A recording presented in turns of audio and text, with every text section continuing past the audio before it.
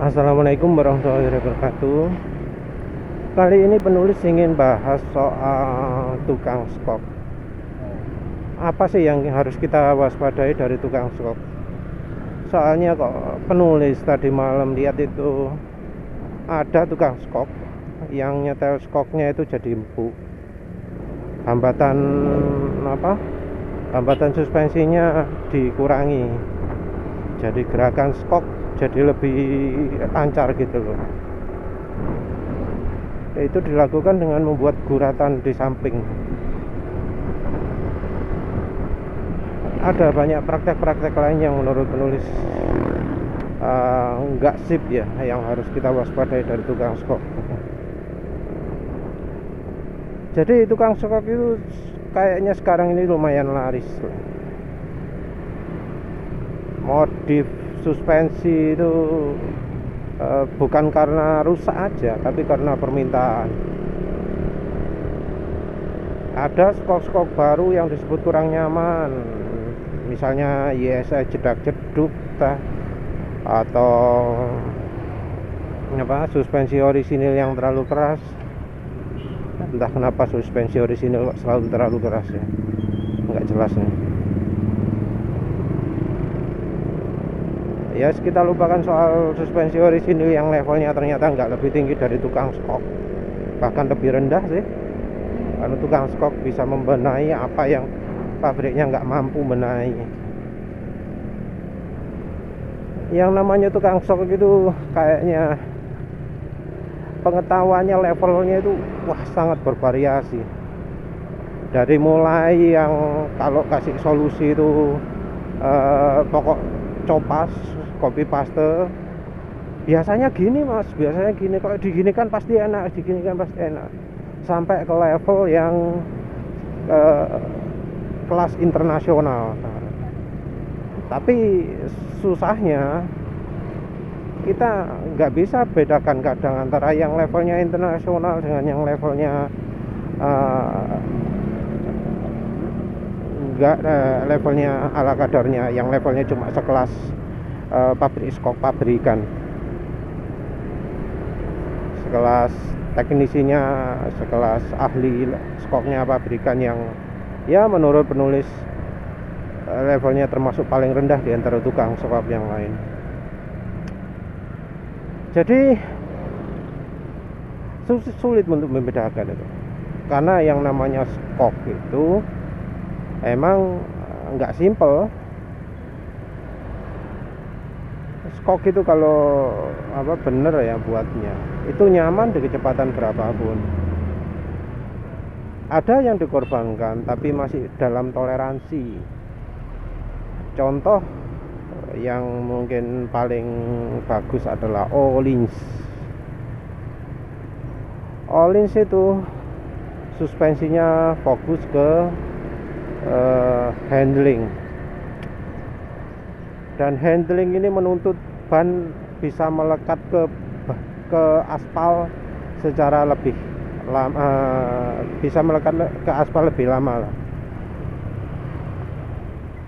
Nggak sampai ban itu nggak menapak ke aspal. Diusahakan ban itu bisa menapak ke aspal sebaik mungkin, selama mungkin, dan ini dilakukan melalui suspensi.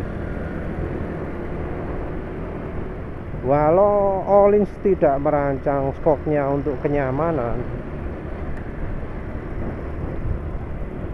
ternyata skok Öhlins itu malah jadi skok yang paling nyaman kalau ukuran pernya itu pas, kalau setelannya itu pas.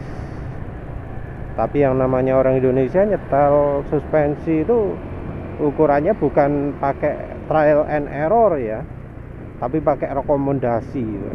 Aneh loh. Yang namanya suspensi itu kan relatif, tiap orang beda-beda, kok nyetelnya pakai rekomendasi orang lain. Yang benar itu adalah trial and error, dan trial and error itu mulainya dari 0 gitu, banyak yang mulainya dari tengah-tengah, nggak jelas rekomendasinya. Jadi memang rumit ya. Skok itu kan kerjasama antara per dan shock breaker. shock breakernya ini bagian yang menghambat lajunya suspensi, pernya ini yang buat mentul balik ke asal. Yang pertama dicari tahu adalah ukuran per. Nah ini kalau soal per, yang tukang skok biasanya sudah punya acuan.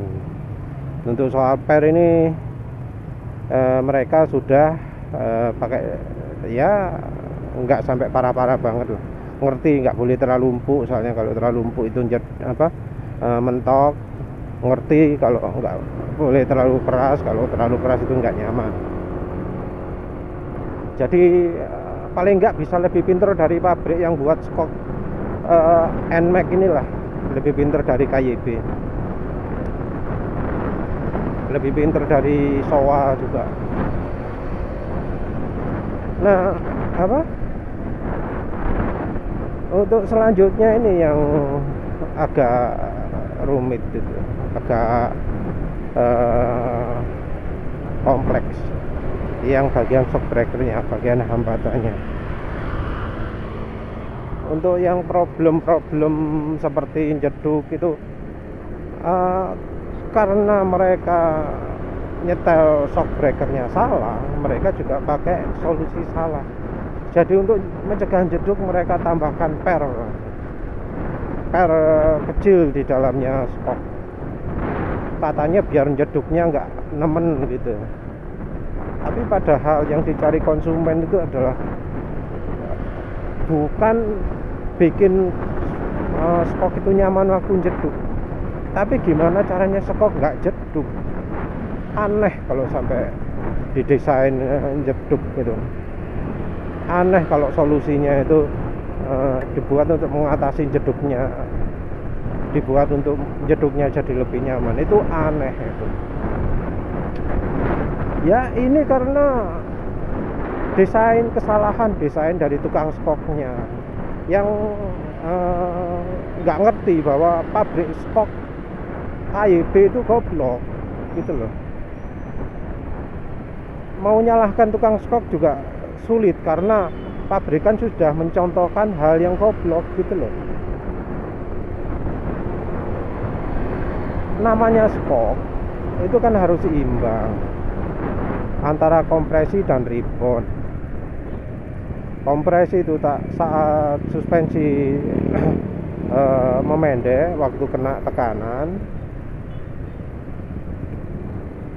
terus sementara rebound itu saat suspensi itu memanjang kembali, mental lagi setelah kena tekanan, itu rebound. Dan pabrik skok KYB atau Showa itu goblok gitu. Jadi gerakan suspensi cuma dihambat waktu melarnya aja.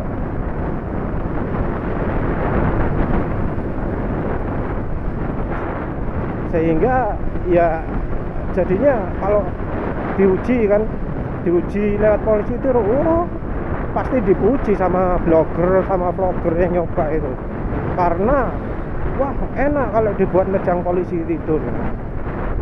Sementara itu konsumen yang pakai, yang merasakan sendiri naik jalan kayak gini tuh, jalan ya nggak begitu rata kayak gini ya, real ya, kondisi real ya, bukan sekedar polisi tidur. Penulis nggak peduli handlingnya motor kayak gimana kalau nerjang polisi tidur, yang penting kalau di jalan gini enak, nggak segoblok yang lain-lain lah.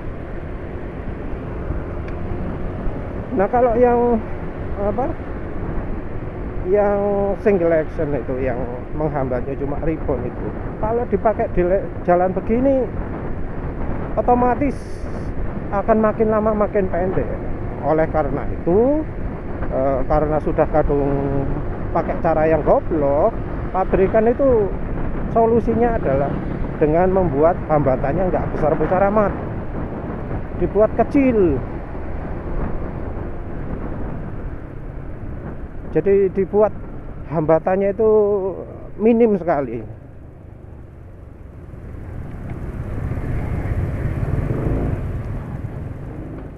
Jadi ya jadinya di jalan yang seperti itu tadi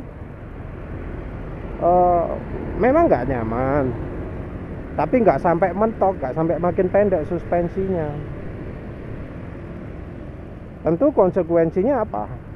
Kalau dipakai menikung, kalau dipakai kencang, jalan berapa 80 atau di atasnya, itu nggak stabil motor. Ya maklum, skoknya, setelannya salah, terus hambatannya nggak ada.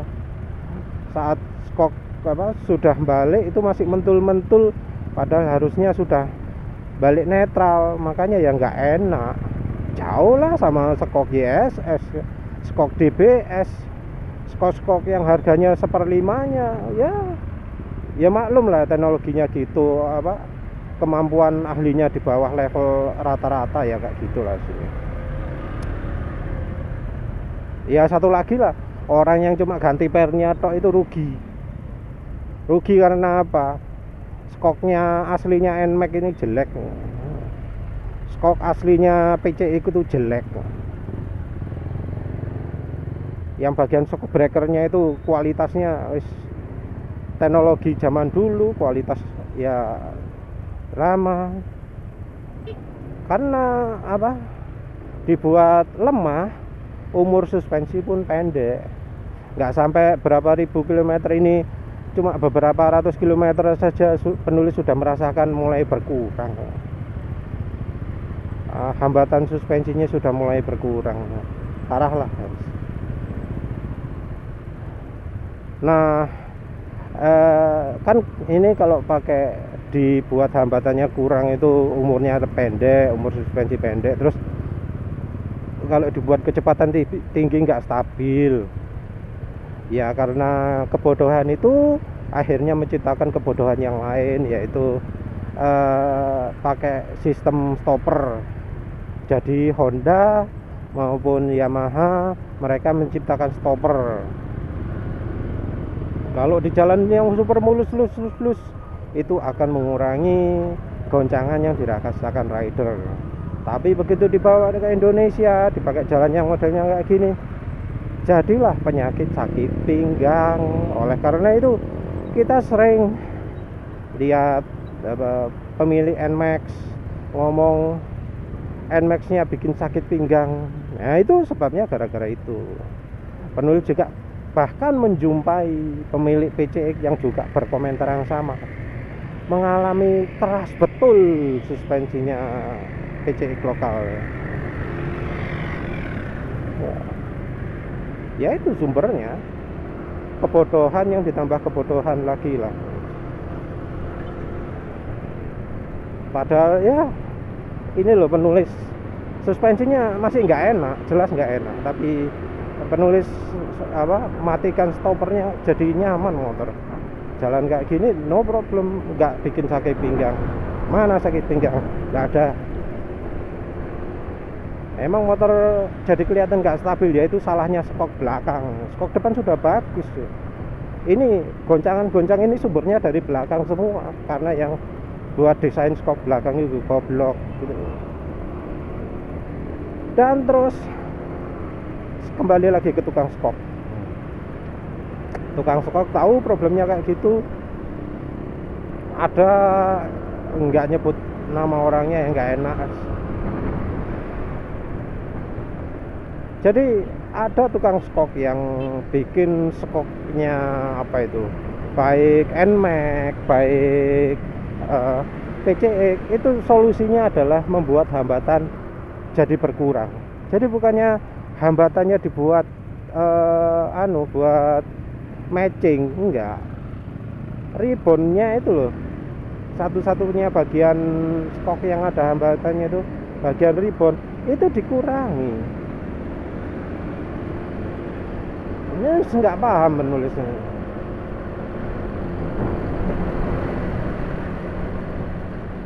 Jadi bagian hambatan itu dari sudut asalnya ada, sekarang malah dikurangi.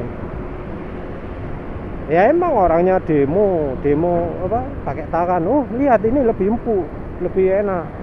Kalau yang PCX dibiarin pernya, kalau yang NMAX diganti dengan punya Supra. Didemokan, oh iya empuk.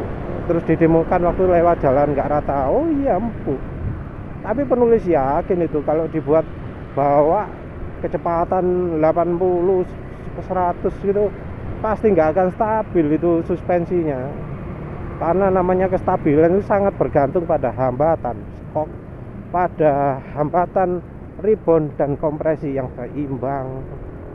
Ini levelnya masih level hambatan tok loh ya, belum melihat profil hambatannya gimana. Ini masuk, wah ini masih jauh banget dari yang level setengahan gitu loh. Masih level bawah-bawah itu aja udah salah. Ada lagi yang apa, yang punya pendapat sebaliknya. Jadi hambatan skok itu disebut harus ada, tapi ya gitu, masih nggak bisa move on, masih nggak bisa pergi dari ajaran bodohnya pabrik skok Indonesia, pabrik skok KYB, sorry ya, bukan pabrik skok Indonesia, pabrik skok KYB dan SOA. Nah, ajaran bodoh single action ini terus diperparah gitu loh. Rebound dibuat gede banget, hambat skok itu sampai geraknya lama gitu.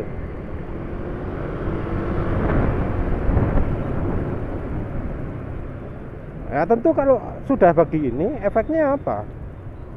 Skok itu makin lama makin pendek dan apa? Jedok. Nah, akhirnya untuk mencegah jedok ini mereka menambahkan per di bagian dalam. Jadinya apa? Memang jedoknya jadi nggak begitu parah, tapi jarak main suspensi jadi berkurang sangat banyak, berkurang 1/4 atau 1/3 kalau nggak salah. Turun ya, motor jadi lebih pendek, kelihatan lebih empuk. Tapi tetap aja kalau dipakai boncengan jedok-jedok, karena ya namanya juga single action ya, searah ya. Kalau suspensi dicegah memanjang lagi kan otomatis jadi pendek terus, ya mentok tuh.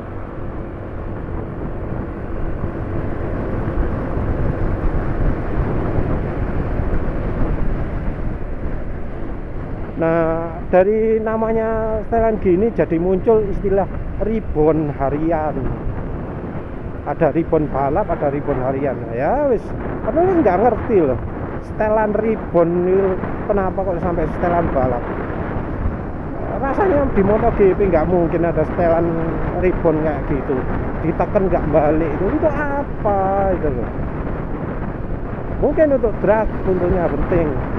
Motor langsung beratnya libatnya ke belakang, habis itu skok dimatikan.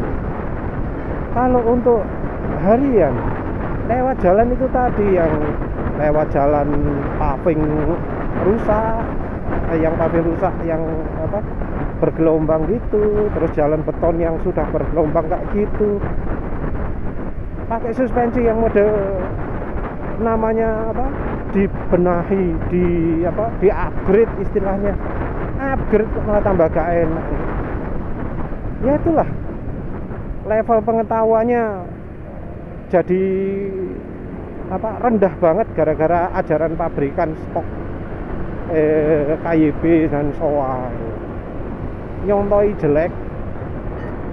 Sayang mengapa kok tukang skok ini nggak niru modelnya yang buatan pabrik Cina, Ride kayak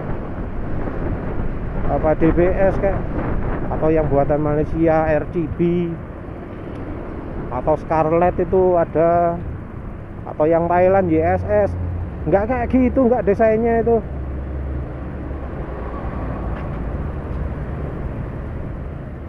Penulis pernah bongkar YSS, nggak gitu, nggak. Tekan balik itu ada hambatannya. Kalau YSS kalau nggak salah 2 kali kalau.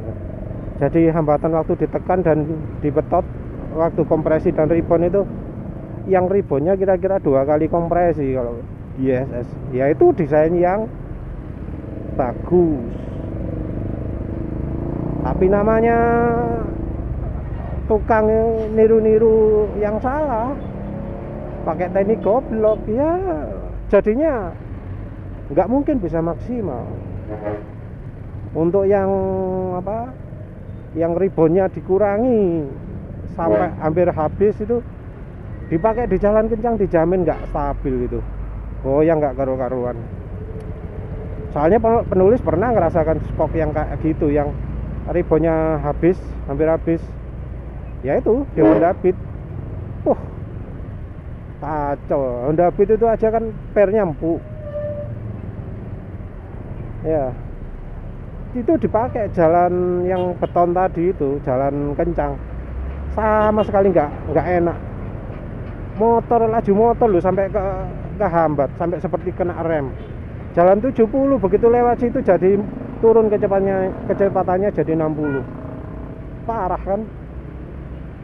Dan penulis coba ganti YSR di TG. Rasa empuknya sama kalau ditekan di tempat ya.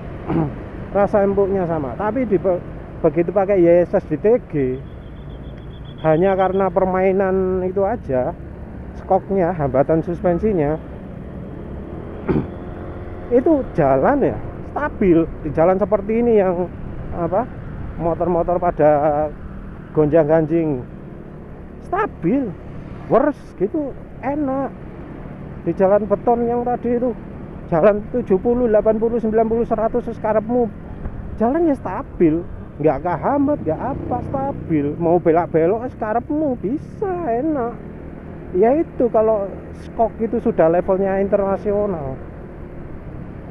Tapi ya tetap ya per nomor 1 dulu. Kalau pernya nggak pas ya tetap nggak enak ya. Per nomor 1 tetap. Ya sales ISS Indonesia ini goblok juga. Per itu dikasih yang keras. Wes balik lagi ke tukang skok. Nah tukang skok ini yang antara ribonnya diperkeras, ribonnya diperhalus. Itu loh demonya itu dari kecepatan. Harusnya itu mereka itu nyoba dari pelan sampai kencang. Skok kalau enak itu enak dibuat pelan, enak dibuat kencang. Penulis heran nih mengapa kok sekarang apa yang buat suspensi KYB dan Showa itu goblok. Nggak tahu nulis. Penulis tahu motor Jepang suspensinya bagus itu waktu zamannya Suzuki Spin. Nah, penulis pernah punya Suzuki Spin sebelum beli motor NMAX ini. Itu enak banget, stabil. Penulis tahu levelnya suspensi yang nyaman itu waktu naik motor Suzuki Spin itu. Setelah naik Suzuki Spin terus naik Honda Beat yang suspensinya kayak gitu. Honda Beat waktu masih baru loh ya. Waduh, rasanya kayak langit dan bumi. Tapi yang buat suspensinya Suzuki Spin juga bukan KYB sih, Federal. Tapi entah kalau Federal untuk mereknya untuk NMAX ini, apa mereka tetap pakai teknologi sama atau ngopi bodohnya teknologi KYB ya, nggak tahu lagi. Balik lagi ke tukang skok. Selain nyetel yang begitu itu, omongan dari tukang skok itu jarang bisa dipercaya. Kan sering iklan di YouTube, ganti skok, ganti apa pernya Shogun enak, ganti pernya apa Supra enak. Kalau dari yang sudah coba, penulis baca-baca di channelnya Mas Nasih itu ada disebut pernya Shogun itu kalah enak dengan pernya Supra. Kalau dibuat jalan gak rata, pernya Shogun masih terasa keras. Ada juga yang menyarankan pakai X-Ride pakai skoknya Yamaha X-Ride yang lama ya, yang masih upside down. Itu katanya empuk, tapi padahal masih keras. Ini nggak ngerti lah ngapa kok ada yang ngomong. Jadi kalau dari yang sudah membandingkan katanya X-Ride itu masih kalah keras, masih lebih keras, masih nggak beda jauh dengan aslinya.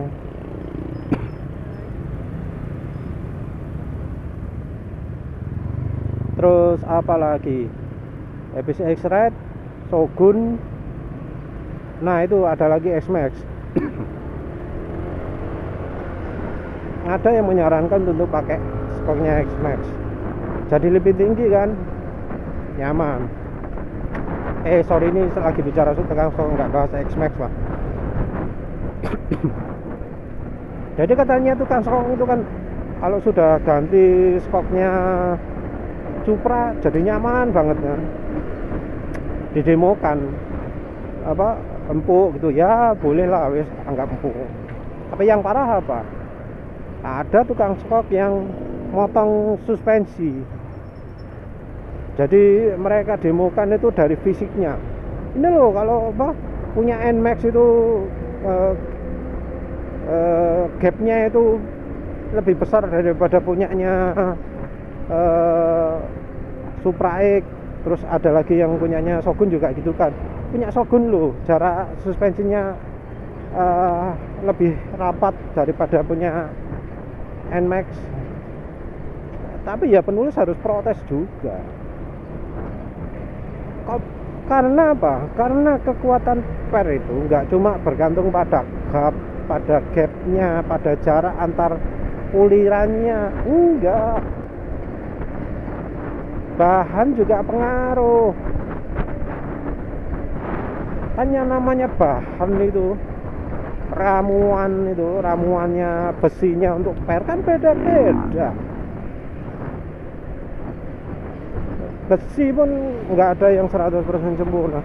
Nah kalau rumusnya untuk buat pernya, bahan logam untuk pernya beda, kekenyalan daya tensil atau apalah, penulis nggak tahu, pokoknya gaya pegasnya kan pasti beda, nggak sama. Emang harus standar semua tah? Ya enggak kan, tergantung pabrik skoknya. Walau itu besinya lebih tipis, tetap aja bisa lebih keras. Walau gapnya lebih besar, bisa aja lebih empuk. Karena semua bergantung juga dari bahannya, nggak cuma dari gapnya toh. Yang buat bahan pernya itu kan nggak cuma satu tok sedunia kan, masing-masing punya sumber sendiri-sendiri, sumbernya beda-beda, bahan beda ya hasilnya beda toh. Dan yang mengecewakan itu ngomongnya enak, nyaman, top super, tapi penulis baca dari testimoninya Motomo itu loh, kecepatan 70-80 cuma lebih nyaman 10%. Wah, payah itu, parah. Cuma 10% gitu, tukang skok ngomongnya sangat nyaman dan seterusnya. Bojoknya nggak karu-karuan nanti. Untuk kecepatan 25-40 di jalan nggak enak, disebut cuma ya itu loh, cuma 25%. Itu kecil banget loh ya, peningkatan sebesar itu.